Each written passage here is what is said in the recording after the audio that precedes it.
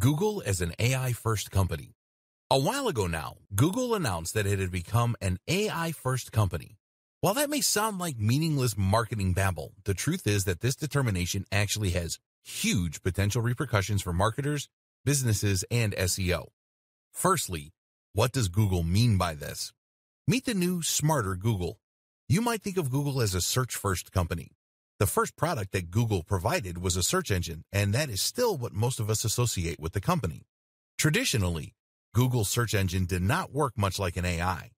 Rather, search worked by attempting to match search terms with the content in an article. This is why the advice for SEOs was to insert lots of key phrases into their articles so that Google's spiders could read that content and quickly identify that it would be a good match for what the person was searching for. As we all know, this didn't work out perfectly for Google. Lots of unscrupulous marketers abused the system by inserting hundreds of search terms into every article, which in turn meant that content Google would show to the user would be garbled and unreadable. That's why, over time, Google has begun to work more and more like an AI. Now, Google no longer attempts to look for exact keyword matches. Instead, Google tries to answer questions that you ask it. It does this by trying to understand what the user is looking for along with the context, and then to provide relevant answers through its search. RankBrain. Google is able to do this through machine learning. Specifically, it uses a form of natural language processing, which Google refers to as RankBrain.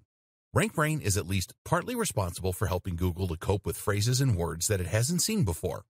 If RankBrain identifies a word it isn't familiar with, then it can guess what it might mean based on context and based on its usage elsewhere. This helps Google to deal with unusual searches that it hasn't seen before without simply matching search terms to content in articles. Search queries are turned into word vectors called distributed representation. These are words and phrases that are close to each other in meaning and context. RankBrain will then try to map the query into words it understands or clusters of similar words. From there, it insinuates what the searcher actually means and is looking for and provides results on that basis. RankBrain also understands the relationships between words and the way that they work together. At one point, joining words such as the or and were ignored by Google. Now, Google understands the importance of these phrases and the way in which they impact on the intent of the user. Like all the best machine learning algorithms, RankBrain attempts to improve over time and adapt to users. It can see which results get clicked the most and thereby know when it is doing well and when it is getting things wrong. As such, it is able to improve search results for any given keyword quickly through algorithmic testing, which is helping to weed out low-quality content that attempts to game the system. RankBrain works using a tensor processing unit, TPU, which is an AI-specific piece of hardware stored in Google's data centers. This is a specific chip that is better able to handle the specific challenges of machine learning tasks. Google's further plans.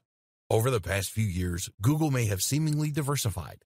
It now makes smartphones, it now makes self-driving cars, and it now makes apps like Google Lens. But at the heart of all these initiatives is some form of AI or machine learning. Google Lens uses machine learning to identify objects in a scene and allow users to that way search the real world around them. Self-driving cars, of course, are highly reliant of various forms of AI. And the Google Pixel phones? Arguably, their main focus is putting Google Assistant in everyone's pockets. And this is the real clue as to what Google is up to. Google Assistant is an AI and virtual assistant that users can use to get weather reports, to book taxis, to play music, and much more. Google Assistant uses a combination of machine learning to detect human language, for example, and AI in order to provide useful results and speak in a natural manner. Google Assistant is closely integrated with Google Search. You can ask Google Assistant a question like, "Who started Iron Man?" and it will give you a natural answer. It does this by first using machine learning to turn your speech into a string, then by using Google Search in order to look up useful answers, which involves machine learning in the form of RankBrain, then by using narrow AI to extract the most useful answers from the best web pages, and then by using another form of narrow AI to provide the response in a natural-sounding manner, which is designed to appear like general AI. Much of this is carried out not on the device that you're speaking to, but on Google's TPU located in the cloud. What does all this mean for marketers? So what does all this mean for marketers?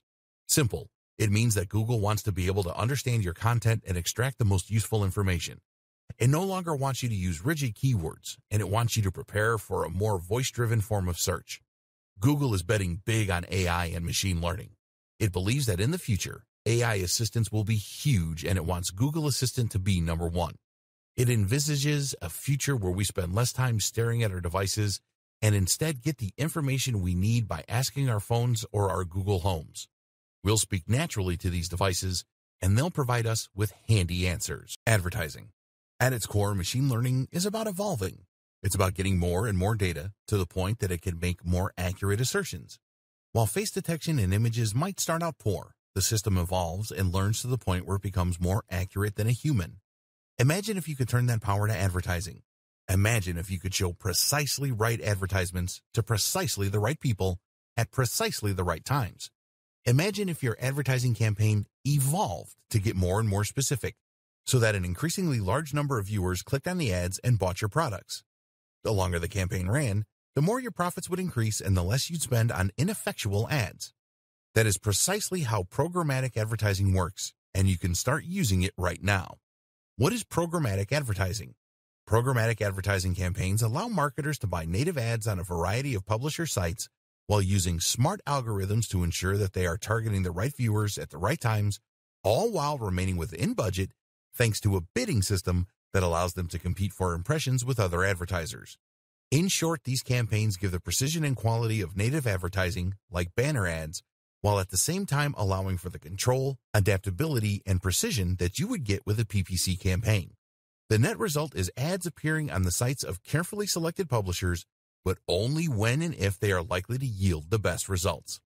Programmatic advertising uses a complex algorithm in order to identify your business's ideal customer and then to figure out where they are likely to appear on the web. It will then show the ads in those places and then utilize a learning algorithm. Instead of going from one publisher to another discussing rates, you allow a bot to do all the work for you. More importantly, though, this means that you won't waste money on an ad slot that no one looks at. Your ads will be chosen and honed by a smart algorithm, and the result will be that they get higher CTRs from the right targeted customers. RTB. This is how programmatic buying is different from other PPC or just buying a banner ad on your favorite news site. Giving you further control, meanwhile, is the option to use RTB or real-time bidding. What RTB essentially means is that you are automatically entering into a bidding war each time a page loads based on your predefined budget. These bidding wars allow your ads to compete with other advertisers around a large selection of different websites that all cater to the specific demographics and context that you have chosen. In other words, you will define that you want to target sports sites catering to an audience of males in their 20s to 40s, and from there your ads will appear across a selection of those websites, which you can still curate in some cases if you wish, based on the outcome of each little bid. This allows you to target your audience across a range of different sites and to avoid paying too much to do so. On the other hand, direct buying is essentially a bulk order of impressions from a specific website or websites such as ESPN. You can still filter your impressions by a range of factors such as location or browser, but essentially you will be targeting a specific site and securing a place on that precise spot. Direct buying is effectively a little more like advertising with a banner ad, while RTB is a little closer to the PPC model. Here you bid for spots across a range of websites, while still having a little more control. Deciding what will work best for you will depend on a number of factors. For instance, your budget is going to come into play, as direct buying tends to be more expensive because lower CPIs won't have as many opportunities to appear. It's also worth considering that RTB gives you more flexibility, more data, and more control. You can identify which sites are working best for you, at which times, and for which viewers, and then you can further tailor your approach accordingly. On the other hand, though, if you bid too low using RTB, then you risk your ads not appearing at all. This is in direct contrast to direct buys, which essentially guarantee you your ad spot and that you will eventually be certain to get that number of impressions. This is useful for a company with more concrete goals and a fixed timescale. Likewise, with direct buying, you will be able to more tightly control where your advertising appears and forge a closer relationship between your brand and that of the publisher.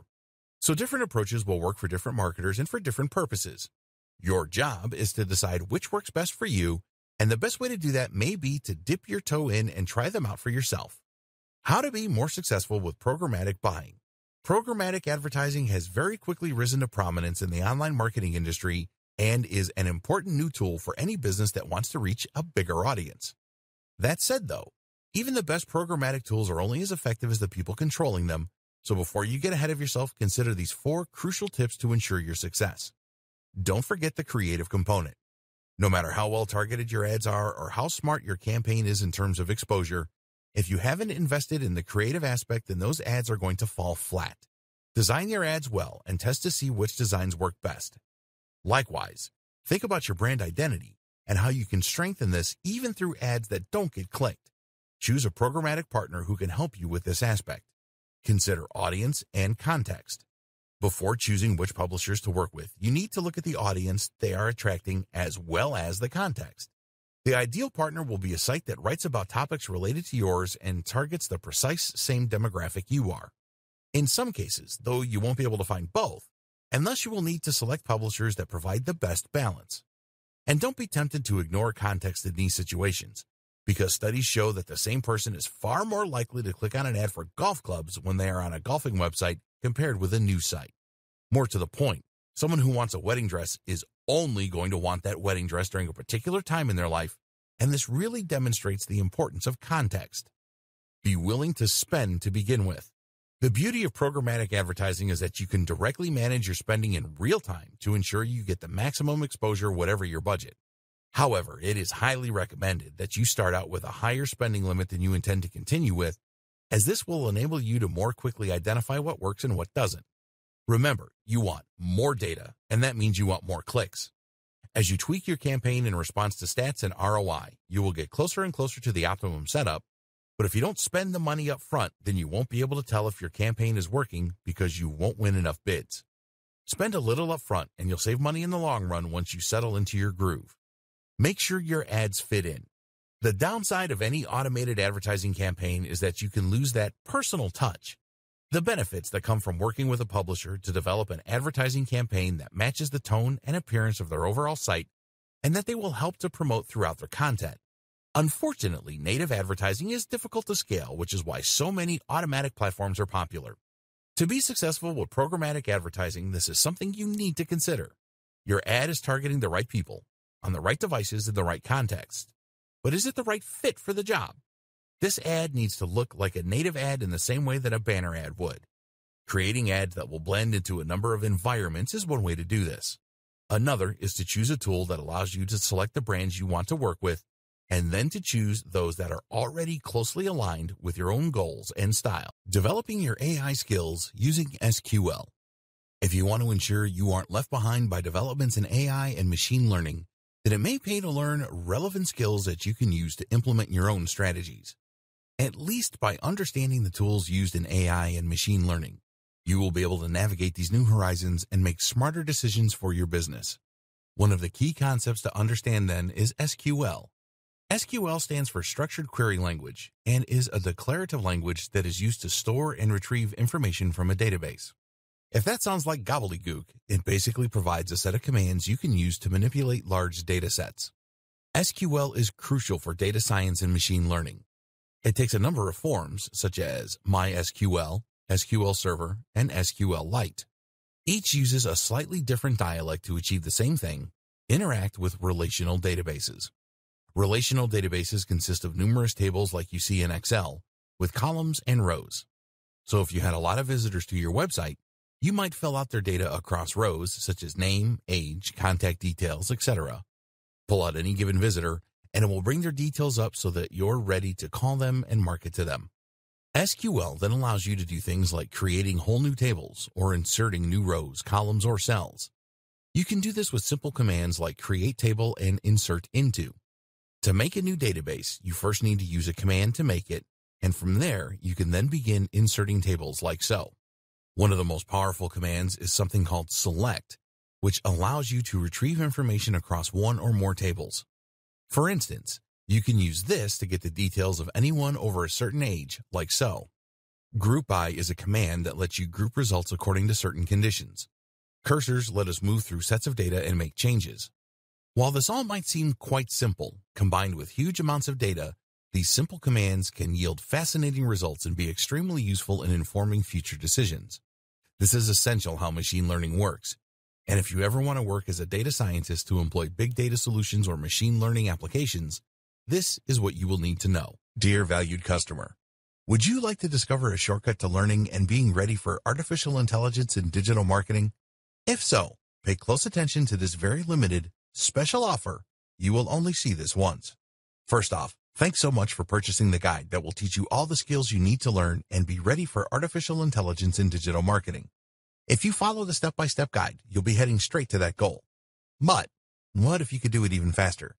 And what if you could ensure that you get the absolute best results possible and stay focused? In short, making sure that this is a real success. Now, the good news is that you can. For a limited time, you can get access to the video upgrade to the guide you just purchased at a very low price. This powerful upgrade will make it easier to get started and stay committed to your ultimate goal. Just to be clear, this is an exclusive upgrade for customers only. Why do you need to upgrade to the video version of Artificial Intelligence in Digital Marketing Guide? Did you know that most people learn a lot faster when they see something being done on video other than just by reading about it? That's because most people out there are visual learners. How do you normally learn the best? Although the guide you just purchased gives you a step-by-step approach to learn and be ready for artificial intelligence in digital marketing, experience tells us that it requires learners to pay very close attention to the details to get the best results possible. If you miss any of the most important details or do things the wrong way, you may miss out on the full benefits offered inside the guide.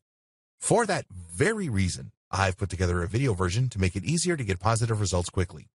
The video version of the guide you just purchased will help you avoid missing any important key details that you might miss by only reading the guide. Stay focused and accountable, and follow through and make sure you get ongoing results. Ensure that the work you put in now keeps on giving you benefits long into the future. Introducing Artificial Intelligence in Digital Marketing Video Course. Are you ready to learn all the skills you need to learn and be ready for artificial intelligence in digital marketing a lot faster? If the answer is yes, click the link below. Of course, you're probably wondering how much this is going to cost, right? First off, cost is the wrong word. This upgrade is an investment that will pay for itself many times over. This is the next best thing to having an expert on the subject right beside you, showing you how it's done. Of course, hiring an expert would easily set you back hundreds of dollars. Luckily, you're not going to have to invest anywhere near that today to get the next best thing. Not only will you avoid many of the most common mistakes that people make when trying to learn and be ready for artificial intelligence in digital marketing, you'll notice immediate positive results in your achievements. And it's about to get even better. When you upgrade today, you'll also get this exclusive Fast Action Bonus high-quality MP3s of the entire video version of the training, valued at $27. Don't have time to watch videos? I'm also providing you with 10 MP3s that you can use while you're on the go. Listen to them in the car, at home, or even at the office. All day, every day. And here's what's really great about this. You don't have to decide anything today. You get a full 30 days to go through the video training and decide if this is really for you. If for any reason or no reason at all, you're not 100% satisfied with everything you get inside, simply let me know and I'll refund every penny of your tiny investment. No questions asked. Here's how to get instant access to the video version today. Simply click the link below, enter your information, and you'll get instant access to the entire video training version plus the Fast Action Bonus MP3s. But please don't wait. You must grab this right now.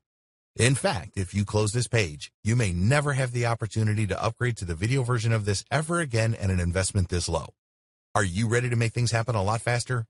If you prefer to learn by being shown how to do something and you want to get results quickly, this is for you. If you're really serious about how artificial intelligence will transform digital marketing and how to be ready, this is for you. And if you're one of those people that's a visual learner, you need this. Here's to becoming the most productive you that you can be. Remember, if you close this page, you may never see this again at such a low investment. There's no risk. Try this out for 30 days and then decide if it's for you. It doesn't get any easier than that. Introduction. Being smart in business means knowing what's just around the corner. It means thinking ahead and preparing for inevitable changes that will impact the way business is conducted. This is what allows a business to be resilient and to thrive in a changing environment.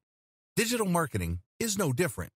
In fact, in his book, The Personal MBA, author Josh Kaufman discusses the value of counterfactual simulation.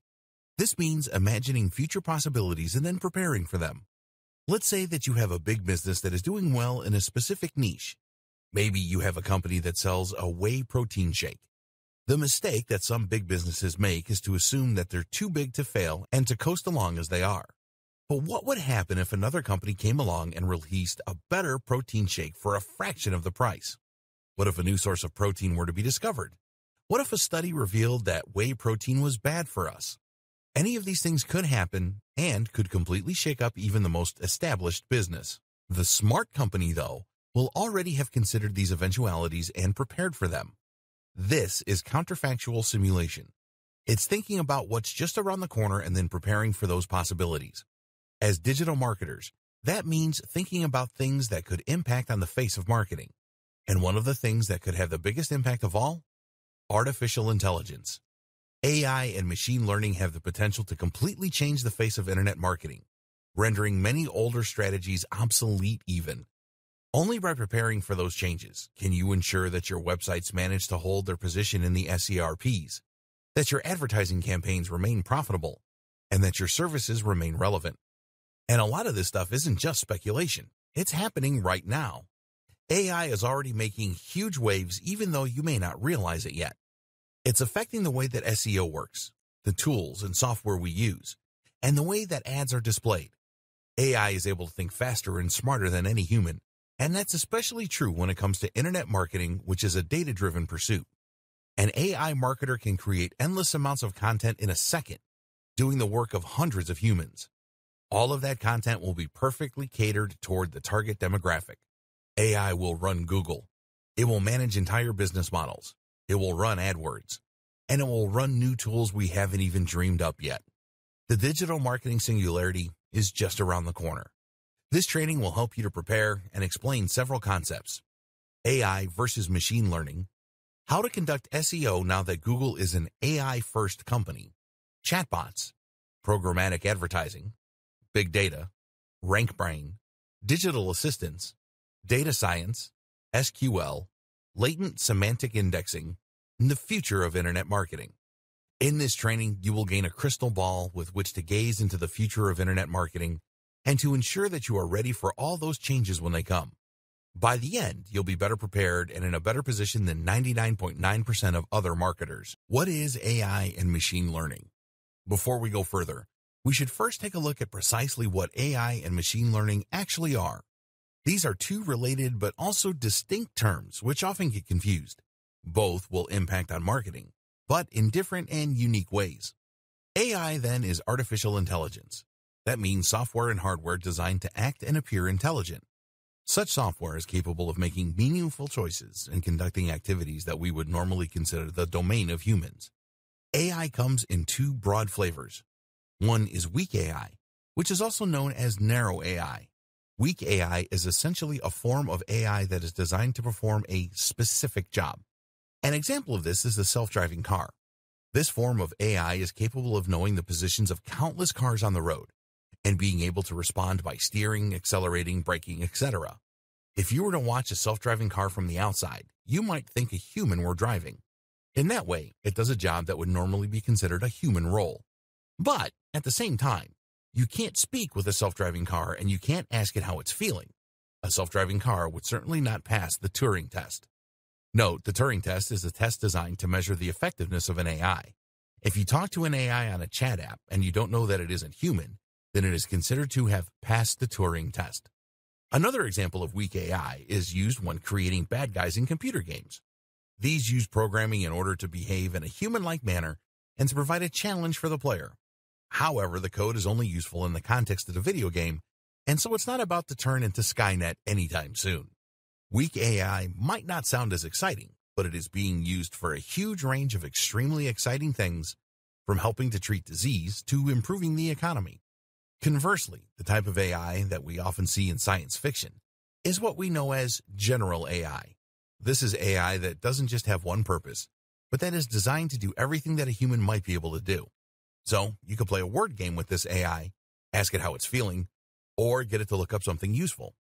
An example of a general AI is DeepMind, owned by Google.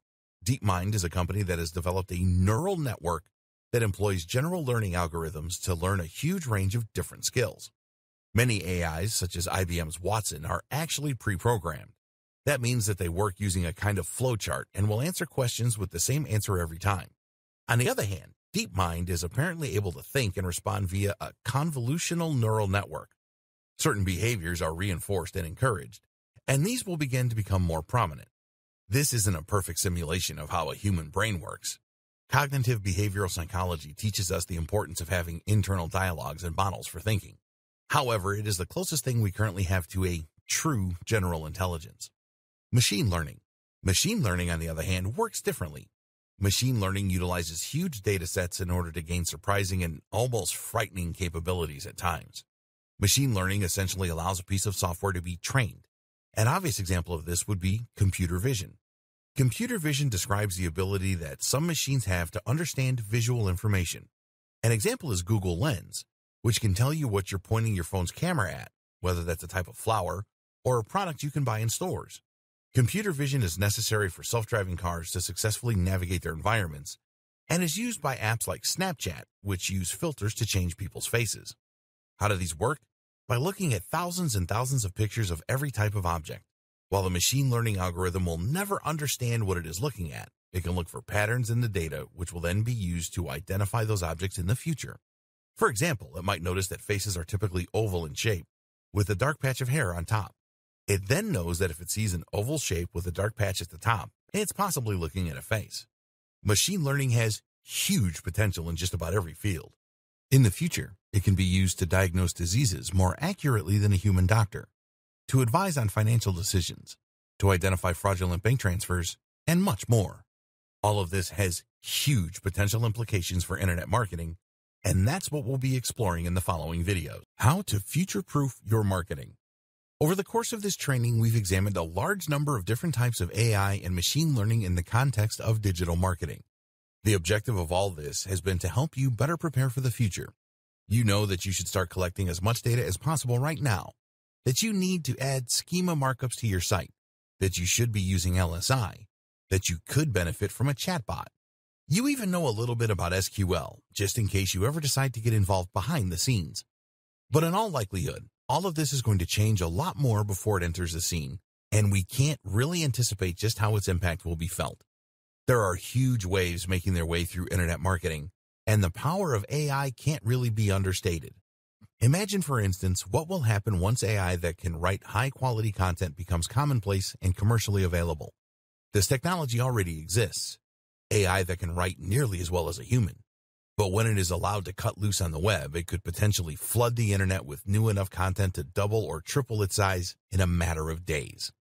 How will we know what's written by a human and what's not? What about when AI can create realistic-looking images? We've already seen the power of deep fakes. How will we know what's real and what's not? We can't really prepare for these scenarios because we don't know how they will play out.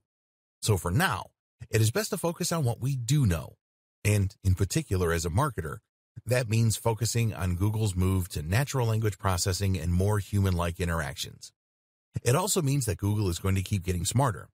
Google used to look for keyword matches, but now it actually understands the meaning of a website and can use many more metrics in order to understand whether it is high or low quality and whether it is delivering on what it claims to do. In fact, Google likely has the potential to become the most powerful AI on the planet, owing to the huge amount of information it has access to and the huge resources that the company pour into it. This makes it increasingly difficult to game the system or to try and trick Google. The best thing we can do then? Make the best quality content we can. As Google becomes more and more human, writing for Google and writing for the reader will mean essentially the same thing. It's time we started focusing on great quality content and on providing real value. The key thing to remember is that Google serves its customers first and foremost. Who are its customers? The users who use it to find information and entertainment. Google wants people to keep using its search, and as such, it needs to make sure it consistently brings up only the most relevant and interesting information. As long as you are concerned with creating great quality content for your readers, then your goals and Google's will be aligned. Thus, each time it gets a little bit smarter, that will work to your favor instead of being something you need to worry about. As Google gets smarter, it will find more ways of identifying the best quality content. And so, if you're focused on delivering that, Google will find more ways of connecting you with your audience. Combine this with more data collection and a generally more data-driven approach to marketing, and you'll be ready for the future of the industry. Preparing for semantic search. Whether Google Assistant eventually becomes the ubiquitous tool that Google wants it to be or not, the fact remains that Google wants search to become increasingly more natural and human. It already has in many ways. That means that marketers and website owners need to make some changes to the way they do things. It's no longer enough to find a keyword and repeat it a whole lot. You now need to work as though you're speaking with an AI. And that means a couple of things. LSI, latent semantic indexing. Latent semantic indexing is one of the most important things to consider if you're interested in improving your SEO and getting to the top of Google. It's even more critical if you hope to be ready for Google's AI-driven future. Not only is it a powerful concept in itself, but it is also an important microcosm of the broader changes that we are seeing to SEO today. Search engine optimization is a big and very important part of digital marketing, and if you want to drive the maximum number of people to your website or blog, then it's absolutely essential that you have the search engines on board. In the past, SEO has largely relied on creating tons of content around a certain topic and repeatedly using a set number of keywords or key phrases in that content in order to help Google identify the subject and help the right visitors to find your pages. Unfortunately, a few people began to take advantage of this system and began keyword stuffing by using the same keywords over and over again to the point of distraction. Google had to get smarter, and so it did. Today, using the same keyword too much will get you into trouble. So what does Google do instead? It looks at context and the broader subject of the article. In other words, it looks for synonyms and related terms, and this also gives it the ability to better understand what your page is about. For instance, if you had written an article about decision trees, then in the past, Google could theoretically have gotten confused and brought your site up as a result when someone searched for trees. It may have thought you were talking about decisions about trees. Now, though, it can look for related terms like flowchart and thus help to more accurately match article to reader. LSI actually comes from mathematics and uses a technique called singular value decomposition. This means that it will scan unstructured data and look for the relationships between the words and concepts within. How to handle LSI? So, how do you make sure your site is LSI optimized? Short answer, you don't. While it is obviously tempting for SEO companies to now start offering their LSI optimized services, the truth is that you should have been doing this all along and without thinking about it. That's what the best web marketers like Andre Illison have always recommended, and it's what Matt Cutts advises as well. In short, writing naturally should mean that you are including synonyms and related topics. Otherwise, your writing is going to sound pretty repetitive. The moral is what it's always been: stop double guessing and just write for the reader. This is something we'll come back to again and again with regards to preparing for a smarter Google. But there are also some other tips you can keep in mind if you want to ensure that Google knows what you're talking about. First, make sure that you use more than one search phrase. It's a good idea for a whole host of reasons to use a combination of different search terms rather than targeting just a single one. Seeing as Google will often show results that don't use the exact key phrase the person searched for, it makes sense to try and include a few popular iterations of the same term. Likewise, you should make sure to use good and varied vocabulary around the topic. This helps to better demonstrate the context and the subject matter of your article. Rather than filling an article with random synonyms, think instead about words that would often occur alongside the topic you're working with, such as our earlier example of flowcharts. This is called co-occurrence, and it's the kind of thing that machine learning algorithms love. Structured data. The other big concept that SEOs need to consider in order to be ready for the AI Google of the future is schema markups, also known as structured data, also known as rich data. Remember, Google's aim is to enable Assistant to answer natural language questions with useful responses, which will draw on information found on the web. Google doesn't just want to pull up a list of useful search results. It wants to be able to answer questions. So if someone asks how to make bolognese, it will simply read out the ingredients. In order to do this, Google needs to be able to find that most relevant information in a passage of text and then pull out the specific answer. This takes the concept of rank brain to the next level, allowing it to understand not just what an article is about, but how each paragraph in that article functions. The problem is that Google's AI can't quite do this yet, at least not well enough to be able to usefully provide answers for people without occasionally including complete nonsense. That's where schema markups come in. The idea of a schema markup is to essentially annotate your articles and blog posts by telling Google what each bit is and what it does. Essentially, you're saying this is a list of ingredients, or this is a user rating. This also helps Google to provide what are known as rich snippets. Rich snippets are search results on the SERP's search engine result pages that include more than just a meta description.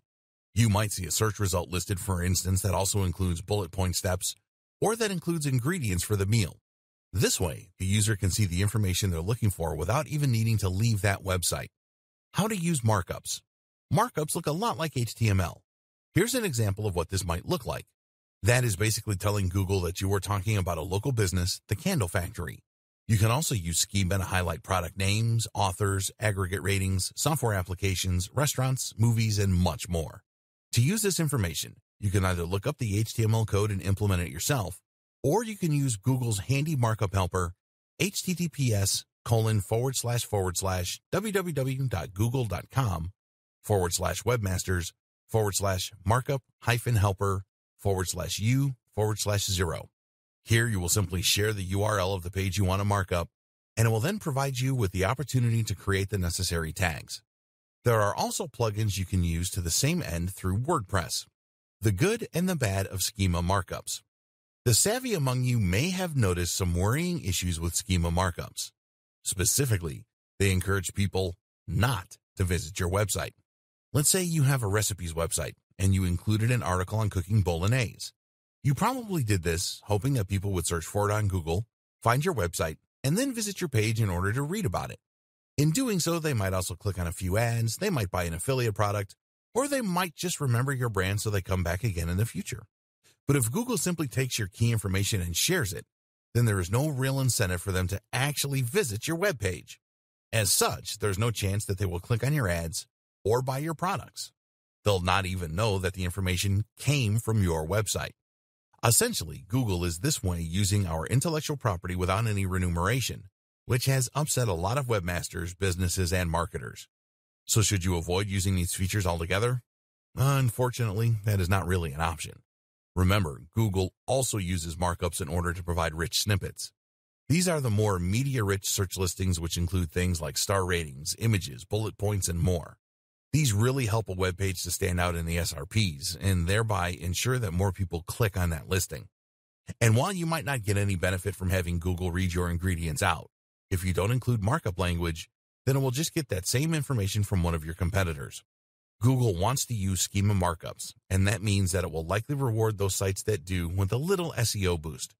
For all those reasons, it's essential that you keep using this strategy, even though you might be giving Google free information in doing so. In the future, if more and more people talk to their Google Assistant rather than browsing the web for information, then there's a good chance Google might need to rethink its policy, lest it face a rather big backlash from content creators. Big data. You might hear the term big data thrown around a lot and not fully understand what is meant by it. In this video, you will be enlightened and learn how big data can help you and your business both now and in the future. Essentially, big data is nothing more than large data sets. These large data sets are increasingly common online, seeing as everything online is easy to measure and document. If you think about a company like Google, it has immense data sets that it works from, describing the search history of billions of users. But even a standard website that gets 1,000 visitors a day will work with huge amounts of information. A website will naturally record each of those visits and will also store data about each one, such as the country of origin and the length of time spent on the site. In a few weeks, this data will likely crash a lot of spreadsheet software. The reason that big data is featured in so many discussions is that it is very difficult to handle.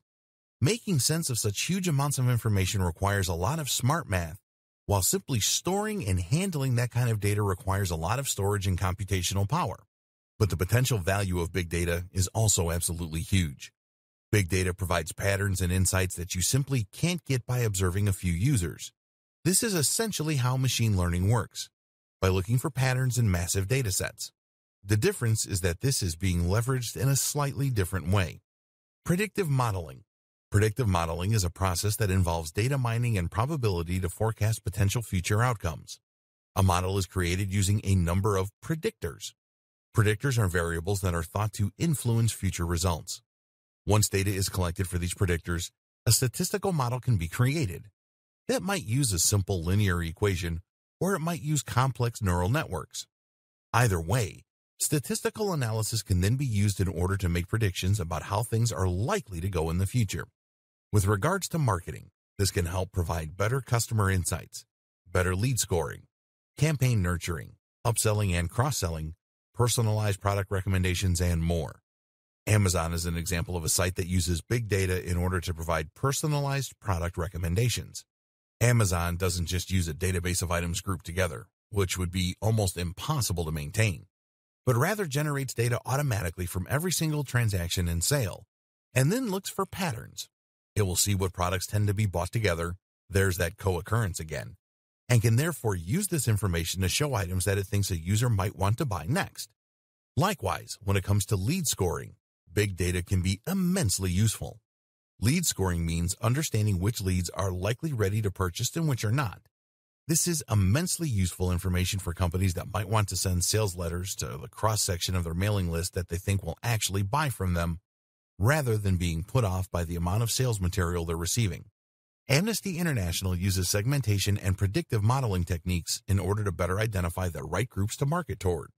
By collecting data and then looking at what that data reveals about the kinds of people who donate, Amnesty International knows who it should be targeting with its ads, how much they are likely to spend, and how they're likely to do it. Any charity can benefit from this kind of data analysis, as can any business. Collecting big data. If you want to start collecting data for your business, there are a wide number of plugins and tools you can use to do so.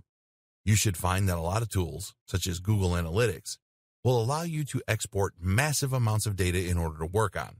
You can then choose to use this information yourself or outsource it to a data science organization that can use that information to provide valuable, useful insights. Another good idea to prepare yourself for the future is to allow users to create profiles. By doing this, you can collect much more data on individual users and in future provide better recommendations on an individual basis too. This is something that stores have been doing for decades with loyalty cards. But of course, the digital nature of selling online creates even more potential opportunities. Computer vision. As mentioned, computer vision is the ability for machines and computers to see by learning from huge data sets and machine learning. By observing countless images, a machine can learn to identify images in an object or to navigate an environment without crashing into things. What does this mean for the future of SEO? One big thing, and one thing that you should make sure that you are ready for, is that Google will likely start paying more attention to images on websites. Traditionally, we've been told to avoid using images for things like site names. Why? Because Google can't read an image, and therefore we won't get any SEO benefit from that. But Google does have software that can read text from an image. This is called OCR, Optical Character Recognition. And if you want to see just how good it is, try pointing Google Translate at a foreign language and see it appear in your native tongue in real time. If Google can do this, then it's only a matter of time before it starts reading the text in your images to see if they back up the niche and key phrase that you are targeting with your website. Likewise, seeing as facial recognition is already a big deal when it comes to security and Facebook, it is probably only a matter of time before Google starts using that too. For example, if you write a blog post about Sylvester Stallone, Google might someday look not only at your content, but also at the photos on your page in order to see if there are pictures of Stallone there. Google Images might one day not be reliant on surrounding text at all, but might instead base its results purely on what it sees in the image and whether this lines up with what you're searching for. Issues like image quality are also likely to play a big role in the future. Google might opt not to recommend your webpage if it thinks the imagery on there is poorly chosen and out of place. So what can you do to prepare? For now, the closest thing to communicating with Google via images is the use of markup language and/or file names and alt tags. Using alt tags to describe images can help Google to know what they represent, and therefore to better decide if your site is relevant for a particular user. Meanwhile, make sure that all the imagery you are using is relevant and high quality. Email marketing. The key to success on the web is not just to gain traffic, but also to control that traffic. What does that mean? It means that you need to know how to decide which of your visitors you want to talk to at any time. It means that you need to understand your visitors and to know what they are thinking, what their moods are, and what they're interested in at any given time. And it means you need to know how and when to strike when it comes to selling products or encouraging people to sign up to your mailing list. This is a theme we've seen come up time and again with machine learning and AI, and email marketing is no different. You can do all this by building a mailing list and then segmenting that list. First, let's go over the basics of email marketing again for those that aren't familiar. Email marketing is, of course, the process of marketing via email. In other words, this means you're going to be building a big list, a collection of emails, and you'll do this by asking visitors to your site to share their contact details when they land on your homepage. This, in turn, requires an autoresponder. An autoresponder is a tool that you use to create email forms and then to manage all of the contacts on your list. You can use the form somewhere on your page to let people input their details, and you'll use the autoresponder to actually send all your emails. It should be immediately apparent what the value of this is. Sending all your emails manually using Gmail or another web client is not easy and would likely result in many not getting delivered. You'd have to send lots of different emails for longer lists, and you need to manually manage any requests to subscribe or unsubscribe. An autoresponder manages all of that for you, so you just need to write one email and then click send. The other benefit of an autoresponder is that it can collect data for you and use that information to do a range of different things. For example, an autoresponder can show you the percentage of subscribers who actually open your emails. If your email subject headings aren't successfully encouraging people to read, then you can identify this problem and work on a solution. Suddenly, we're using a data-driven approach and machine learning again. You can then see all the visitors who did read a given message in one place, or choose to see all the ones that didn't. You can see the open rate for different individual visitors, and you organize your list by different factors. That's another handy thing about using an autoresponder. It will allow you to grab more information using the form embedded on your page, and that information can then be used to group your visitors. Want to just message the men? Go for it. Want to just message the people over 30? You can do that too. Or how about having multiple different mailing lists for different brands, or even for different products? All of this can be accomplished using just a single autoresponder. And of course, this kind of control and automation opens up all sorts of possibilities when it comes to AI and machine learning for marketers. Lead warmth and email segmentation. The true power of all this information comes from being able to use that data in order to pick and choose who your messages go to. For instance, you can decide that you want to send an email only to people who fall into particular categories. What we're interested in to begin with is sending emails based on engagement, retention, and lead warmth. A lead is anyone who has shown some kind of interest in buying from you. That means that anyone who has signed up to your mailing list can be considered a lead because they have demonstrated an interest simply by doing this. But at the same time, a lead is also anyone who visits your site or who takes your card. This is a cold lead, whereas someone who actually gives you their contact details is a warm lead. Leads get warmer the more interest they show in what you do and what you're selling. And the warmer a lead is, the more likely they are to buy from you. In fact, this is the true and most useful purpose of having a mailing list to begin with. It allows you to take your ice-cold leads and turn them into warm leads and then paying customers. I always liken this to asking for someone's phone number. If you were just to walk up to someone in a club and ask for their number, they'd likely just tell you to go away. Why would they give you their number when they know nothing about you and have shown no interest in you? First, you need to chat to them and let them get to know you. If they look at you and smile, they're a cold lead. If they respond to your witty banter and tell you their name, they're a warm lead. If they've kissed you or let you buy them a drink, they're a hot lead. And once they're hot, you can ask for their number. This is all about timing. Time this wrong, and they're not going to give you their number because you haven't laid the groundwork. The exact same thing is true with internet marketing. If someone visits your site and you tell them right away to buy your product, they won't. Why would they? You haven't given them any reason to trust you. You haven't told them anything about you. They don't know much about the product. Ask them to hand over their email after a few blog posts, though, and you can gently start to increase engagement. This is then when you wow them with all your information and all your knowledge. You entertain them a little, and you let them get to know you. If they don't open your emails, that's the equivalent of giving you the cold shoulder. That's like the girl or guy in the club that isn't laughing at your jokes and keeps looking away. If you try and sell to them now, you become spam and you get deleted. And they never return to your website. But if they open your emails, you know you're in with a shot. That means you can then send them some more information about your products and get them excited for your product launch. If during that they still keep opening your emails, then you know you've got an even better chance of success. If you now try and sell to them, there's a much better chance they'll buy from you. Using email segmentation, you can do exactly that. You can see which of your visitors are actually opening your emails, are actually clicking your links, and are scrolling down to the bottom. In fact, using cookies, it is even possible to see which of those visitors has been to your website and looked at your products. You can see who has hovered on your products and been tempted to click buy. Email segmentation combined with machine learning. If you have been paying close attention, then you might already have figured out where this is going. Remember when we discussed big data? We said that you could use predictive analytics in order to better rate leads. This is where things could get really interesting for the autoresponders of the future. Imagine if your autoresponder not only segmented your audience and looked at the open rates and engagement, but if it could look for trends across huge data sets. In other words, what if your autoresponder recorded every single person who bought from you and assessed what actions they usually took first? This would allow that machine learning algorithm to better spot when a user is behaving like someone ready to buy and to send them a message tailored to encourage that purchase. This could be combined with smart recommendations in order to improve their likelihood of buying even more. This is already being used by some big brands, so it's only a matter of time until more of us get access to this same amount of precision. Tips marketers can follow now. For any of that to work, you also need to make sure that people are signing up to your mailing list in the first place. Again, this will help us to prepare for the AI-powered future. There are a few ways you can encourage this. Firstly, make sure that you show your mailing list wherever you can. At the very least, that should mean that your mailing list is shown at the bottom of your post.